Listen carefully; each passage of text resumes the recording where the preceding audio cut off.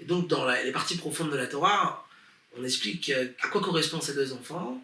Ça correspond à l'amour de Dieu et la crainte de Dieu. Et cette femme-là, elle correspond un petit peu à notre personne qui, des fois, peut se plaindre d'un manque, que le créancier vient nous voir. C'est qui le créancier profondément? C'est le mauvais penchant. Le mauvais penchant vient nous voir et nous prend nos deux enfants. C'est-à-dire nous prend l'amour de Dieu, nous prend la crainte de Dieu, et il les prend en serviteurs. Ça veut dire que nos forces qu'on a à l'intérieur de nous, qui vont nous servir pour aimer Dieu, pour craindre Dieu, bon, ils vont être maintenant les serviteurs du mauvais penchant. Et donc, cette femme-là, elle sent le manque. Alors, on a le manque matériel tel qu'il est exprimé dans les prophètes, et comme la chassidoute, la partie profonde de la Torah le dévoile, également le manque spirituel. Manque matériel, bon, c'est simplement un manque d'argent, et aussi, bien sûr, le manque de ses enfants. Et manque spirituel, comme on a dit, les enfants correspondent à l'amour de Dieu, à la crainte de Dieu. Elle sent qu'elle a plus de chaleur dans son service de Dieu. Et pourquoi correspond ce peu d'huile qui lui restait? En fait, c'est le niveau le plus profond de notre âme, mais tel qu'elle se trouve unie avec Dieu. C'est ce niveau le plus profond de l'âme, il est réveillé par la force qu'on appelle le Messirut Nefesh. Messirut Nefesh, c'est l'abnégation de soi-même. Et avec cet investissement dans le service de Dieu, puisque ce niveau de l'âme ne peut jamais être touché, même le créancier ne l'a pas touché, ce fond d'huile n'a pas été pris par le créancier, et bien avec ce réveil qui vient de ce niveau très, très profond dans l'âme, qui correspond donc à la force de Messirut Nefesh, de l'abnégation de soi-même, et bien avec ça, tout va revenir. Et elle va pouvoir avoir de l'huile.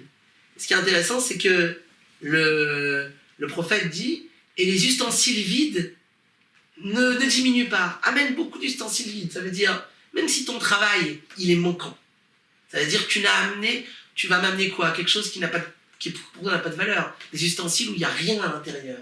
C'est pas grave. Amène tout ce que tu as, même si les ustensiles sont vides. En d'autres termes, ça veut dire, même si tes actions manquent de chaleur, manquent de sincérité, manquent d'enthousiasme, toi-même tu te plains, tes deux enfants sont morts, ça veut dire l'amour de Dieu, la crainte de Dieu, tu te sens sans désir, voilà, sans envie particulière dans le service de Dieu, c'est pas grave, fais quand même, investis-toi quand même, amène les ustensiles vides, et avec l'effort que tu vas faire, eh bien, après ça va revenir, et l'enthousiasme va revenir en faisant cet effort-là.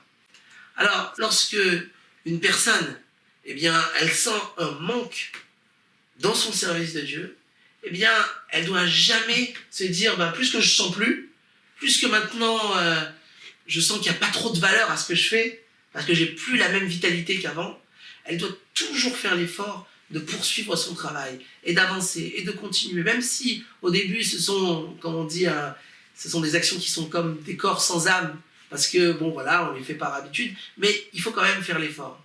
Et avec l'effort, eh bien, à ce moment-là, un jour ou l'autre, eh bien, le niveau le plus profond de son âme va briller, et elle va retrouver sa chaleur dans le service de Dieu. Et elle va pouvoir payer le créancier, et le créancier va lui rendre ses enfants, elle va pouvoir avoir un grand enthousiasme dans son service de Dieu. Donc, ce qui veut dire, déjà, pour expliquer que l'idée du manque, ici, ou de façon négative, c'est-à-dire qu'il y a un manque, c'est un vrai problème que la personne a, eh ben, avec la persévérance, eh bien, un juif, il a toujours des forces profondes à l'intérieur de lui qui peuvent ressurgir et qui vont lui permettre de retrouver son niveau d'avant et même plus qu'avant.